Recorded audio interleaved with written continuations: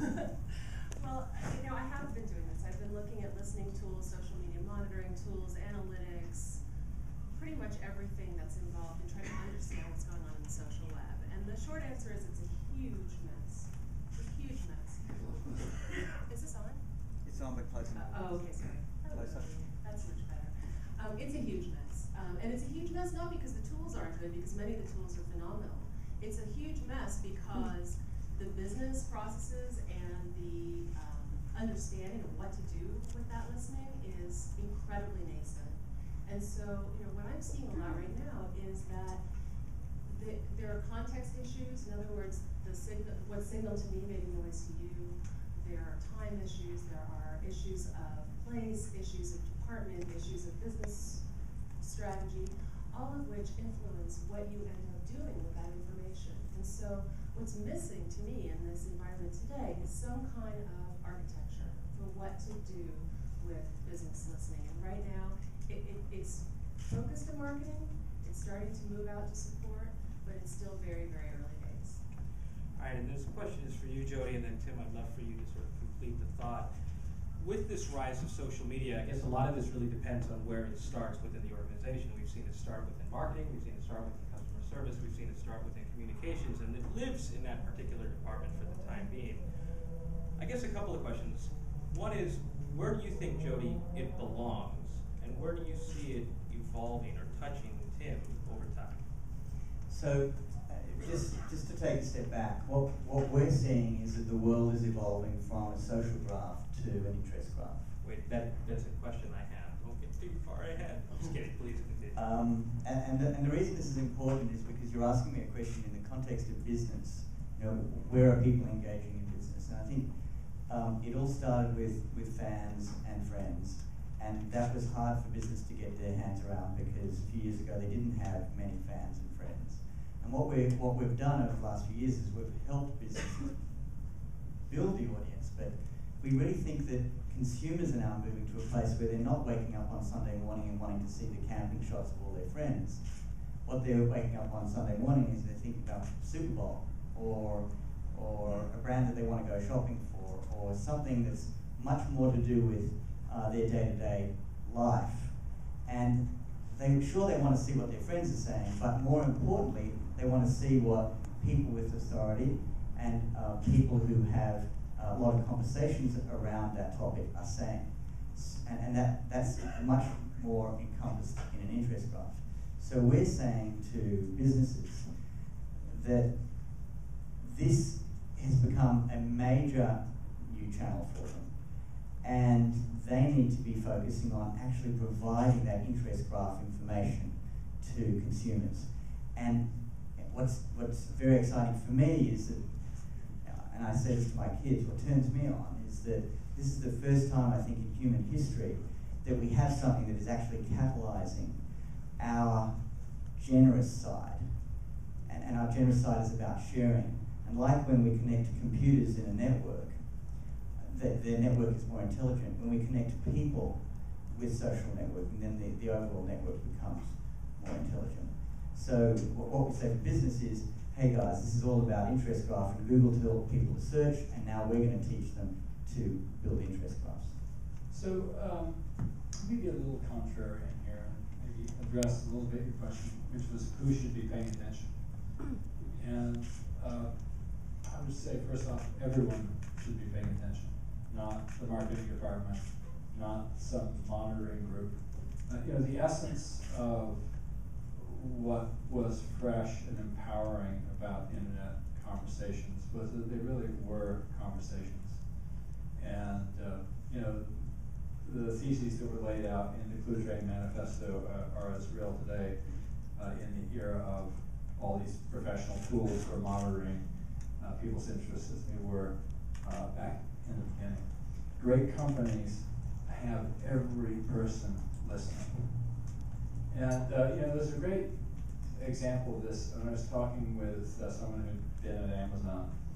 And I liked the way she framed how they thought about empowering the employees in customer service.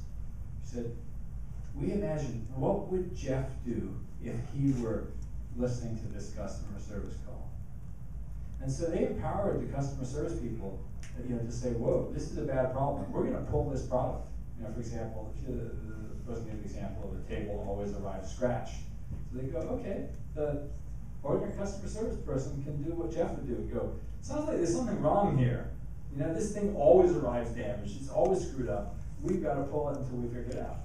And I love that attitude of empowering everybody in the organization to act as if they were the CEO.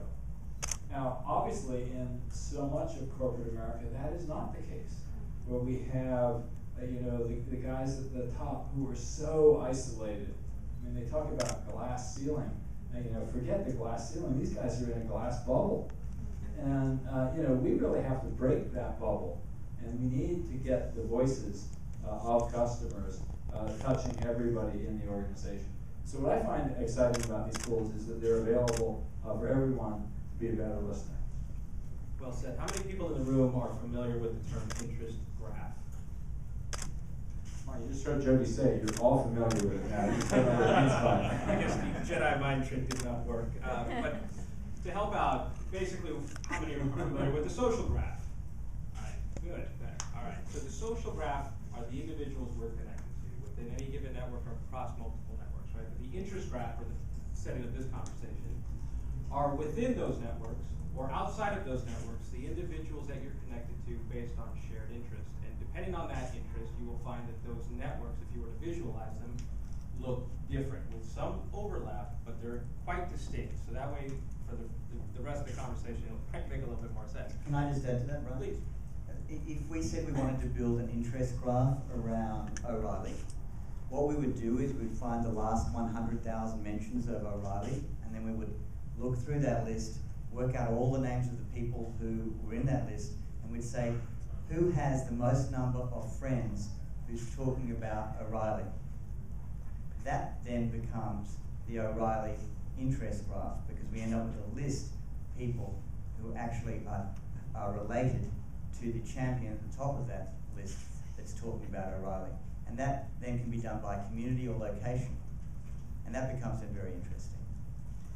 All right, so Susan, because you have been studying all of these tools, I could only imagine that it's difficult not to let the culture or the behavior behind these tools touch you. I mean, maybe it won't show up in your report, but I would like to know if you think that, based on what Jody and what Tim say, if you think that the tools and the processes and the systems around using these tools within the organization are actually getting in the way of the information touching the rest of the business. Yeah, I would state it a little differently, right? I think there are very few tools and there are very few processes to get the right information to the right people. So the executives who are stuck in a bubble, in a glass bubble, are stuck there because there are very few people within organizations who can take that scratch table story and actually roll that up, aggregate that in such a way that people can start to see the trends, right? So what happens is that typically you have people listening in organizations who listen for certain things. Very frequently they're agencies, very frequently they're marketing departments. So what they typically do, because it's human nature, is they listen to reinforce the campaigns and the programs they've already rolled out. That's very helpful for them. It is not helpful for the rest of the business, and it's not helpful for the customer.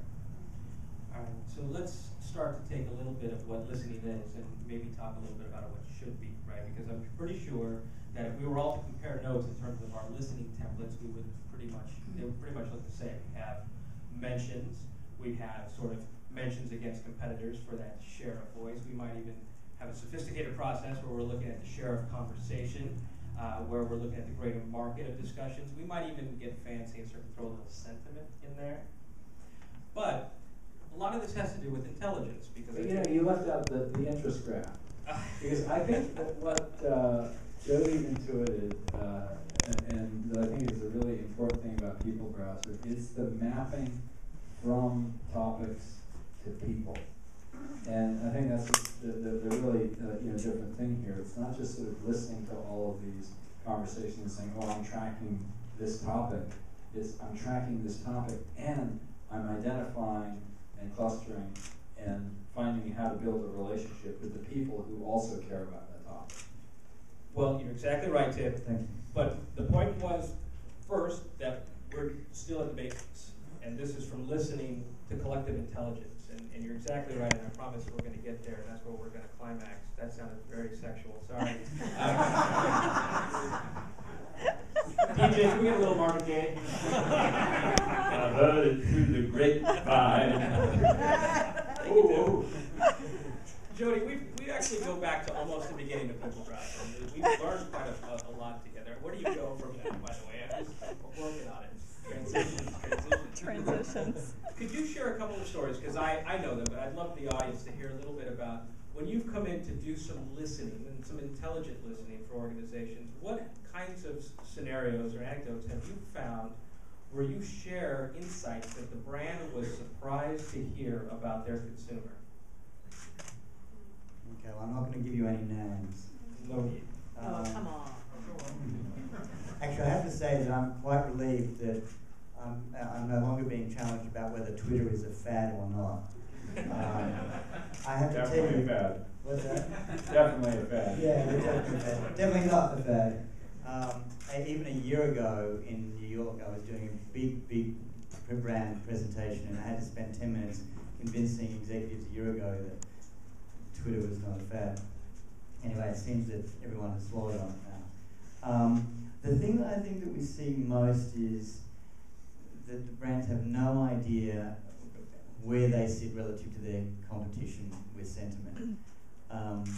And they also have no idea that there's such extraordinary volume. We're seeing now about 2 million brand mentions a day, just on Twitter. And we're seeing that generally about 1% is bad for a brand on average, and about 70% is good. I mean, the good news is that most people actually prefer to say really nice things.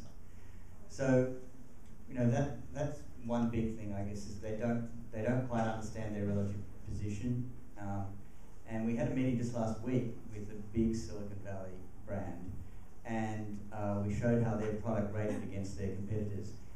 And I spent 15 minutes explaining to them that yes, we had actually caught every tweet, because they could not believe that they were almost 50 to 1, and they were the one and their competitor was 50, being outspoken. And as Tim was saying before, what we do is we cut that data up by community so we can show them. And what was really interesting, we did an interest graph for Pepsi, and we found that it was, who would guess which community is speaking most about Pepsi? Any guesses? The musicians. The musicians were speaking most about Pepsi, which was unusual. And then the other thing that we do too is we look to see what are the conversations about. I did a presentation to a brand about mummy bloggers. And if anyone can guess what mummy bloggers speak about most, I will give you $20. Is that my crap? What was that? Crap. No. One more. Kids. No, one more. It's so good you guys didn't get it. I've kept my money. Twitter. No. No, the first People Browser, no. Mummy bloggers talk most about saving money, and then secondly about love. Aww. Now, how cool is that? Is it? Hopefully Is not it in the positive same conversation? sentence. Well, Jody, you And also... Bobby Love. Jody, one of the other stories that I love that you've told in the past, I won't mention any brands, of course, is the idea of this... Other than Pepsi. The idea of intelligence in the fact that they have been spending all of their dollars in terms of marketing and creating this perception of the ideal user of this particular brand, only to find that everybody talking about it and loving it was the complete opposite. Actually, that was a fun study that we did. We did a study on really high action sports for a brand because they said that was their market, and we found that all of the people who were following the brand were the antithesis of high action people. They were the people who wanted to be mountain climbers, but they were generally not the high action people, and that was pretty cool because it's, you know, in marketing so often we find that what we try to do, the opposite turns out to be. All right, Tim, Susan, this one's for you.